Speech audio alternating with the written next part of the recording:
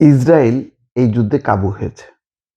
কাবু হয়ে এখন বলছে যে ইসরায়েলে ক্ষেপণাস্ত্র ছোড়ার সক্ষমতা ইরানের এখনো আছে। এখনো আছে বলতে কি? মানে তাদের ধারণা যে সক্ষমতা প্রায় শেষ হয়ে গেছে, কোনো রকম এখন ১টা ২টা মারে তা তো না। যদিও ইরানে গত ২৪ ঘন্টায় ২৩০টির বেশি হামলা করছে ইসরায়েল।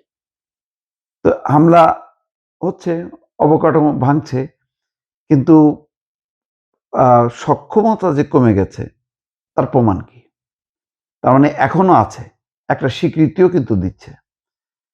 এবং আরেকটা নতুন কথা বলছে যে এই যুদ্ধের মধ্য দিয়ে ইসরায়েল আঞ্চলিক কিছু মিত্র পেয়েছে।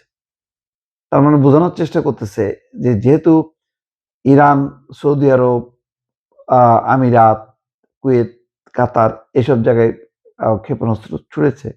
সুতরাং এখন তারা ইসরায়েলের মিত্র হয়েছে। বিষয়টা কি তাই?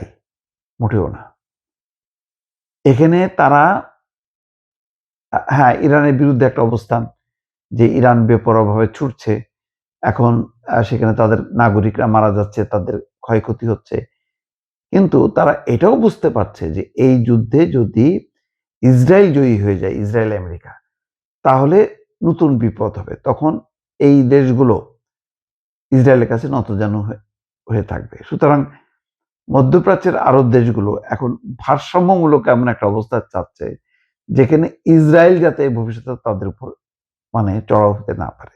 তো ইসরায়েলের প্রধানমন্ত্রী বেনিয়ামিন নেতানিয়াহু কি বলছে যে এখনো ইসরায়েলের ড্রোন এবং ক্ষেপণাস্ত্র নিক্ষেপ করার সক্ষমতা ইরানের আছে, তবে তা ইসরায়েলের অস্তিত্বের জন্য হুমকি নয়। ইরানের আঞ্চলিক মিত্ররা আর ইসরায়েলের জন্য অস্তিত্ব রক্ষার হুমকি না। মানে ইরানেরও যে আঞ্চলিক মিত্র আছে, ইয়েমেন বা লেবাননকে বলছে যে তারা অস্তিত্ব রক্ষার জন্য হুমকি নয়। ধারণকৃত এক বার্তায় নেতানিয়াহু রাতে বলছেন, গত রাতে, যে এই যুদ্ধে ইসরায়েলকে ইরানের বিরুদ্ধে এই অঞ্চলের নতুন মিত্র তৈরি করার সুযোগ করে দিছে।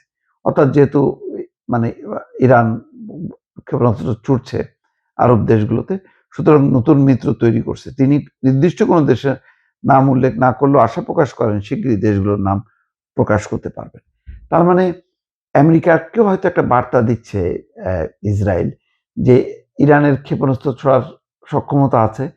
সুতরাং এই সক্ষমতা নির্মূল করার জন্য আরো জোরালো অভিযান চালাতে হবে। এই কথা যেমন বলছে, তেমনি আবার স্বীকার করে নিচ্ছে যে ইরান ক্ষেপণাস্ত্র এবং ড্রোন হামলা চালাচ্ছে ইসরায়েলে, এবং ইসরায়েলের এমনও গেছে যে ১০০টার বেশি শহর সাইরেন বেজে উঠছে, এবং সেই হামলা জোরদার হয়েছে একদিকে লেবানন, অন্যদিকে ইয়েমেন, অন্যদিকে ইরান থেকে। সুতরাং নেতানিয়াহু নানা কথাবার্তার মানে মধ্য দিয়ে প্রকৃত যে অবস্থাটা, তাদের যে আহ, অবস্থাটা দিনকে দিন করুণ হয়ে যাচ্ছে, সেই অবস্থাটা ঢেকে রাখতে চাইছে দর্শক।